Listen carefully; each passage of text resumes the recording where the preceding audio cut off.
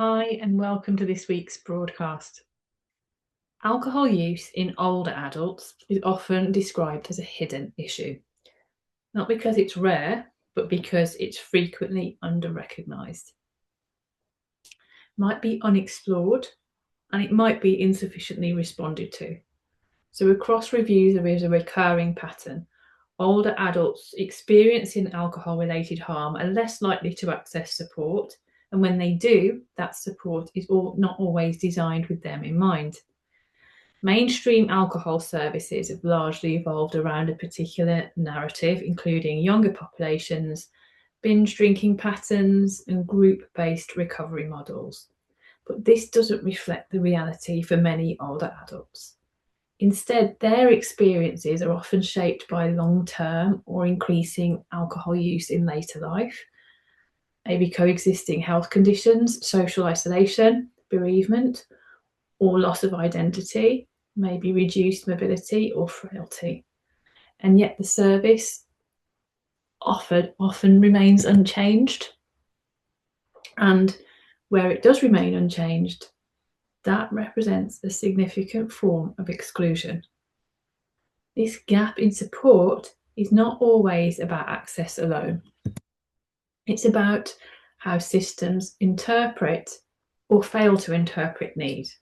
So common themes include age limits within services, or a one-size-fits-all approach, cultural mismatch, or just unintentional ageism.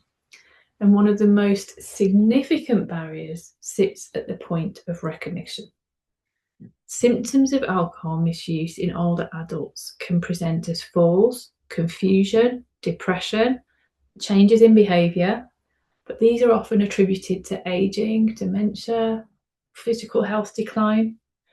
And without a curious, holistic lens, alcohol use can remain hidden behind other diagnoses. When it's not seen, it's not responded to. Even where need is identified, engagement is not straightforward. Older adults may feel shame or stigma about their drinking, believe they're too old to change, fear losing independence or support, or be reluctant to disclose use that has become normalised over time. And this creates a quieter dynamic than we might see in our younger populations. And that is one that requires time, trust, and sensitivity to understand. There's also a more uncomfortable question for us as a system to reflect on.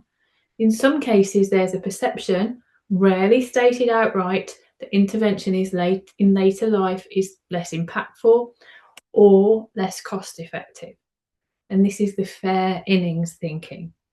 But this fair innings thinking risks shaping commissioning decisions and service design in ways that deprioritise older adults. And yet evidence consistently shows that older people can and do benefit from appropriate treatment. So, as with many areas, reviews often record that alcohol use was present, that support was limited or absent, and that engagement was inconsistent. But the deeper analysis and the deeper learning sits in asking these questions. How is alcohol use understood in this case? What assumptions influenced recognition and response? Was the service offer accessible and appropriate? How did age shape professional decision making? And without this level of analysis, alcohol use in later life risks remaining a background factor rather than a central line of inquiry. Alcohol use in older adults is not simply a clinical issue, it's a systems issue, and it's one that sits at the intersection of health, social care, commissioning, culture, and perception. If we are to improve outcomes, we must move beyond asking whether support was offered and begin to ask whether it was ever truly designed with older adults in mind. Are you ready to find out more about independent review work?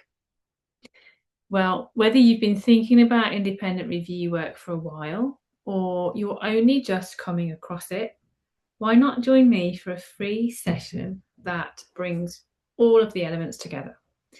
The Independent Reviewer Immersion Workshop takes place on the 1st of May from 1 till 2 pm. And in just 1 hour, you'll walk away knowing exactly what independent review work involves, whether your skills are transferable, and what the journey from blue light professional to independent reviewer really looks like. No experience is needed. No prior training is required. Just bring your curiosity. Come live if you can, and there will be a replay if you can't. You can find the link in the show notes.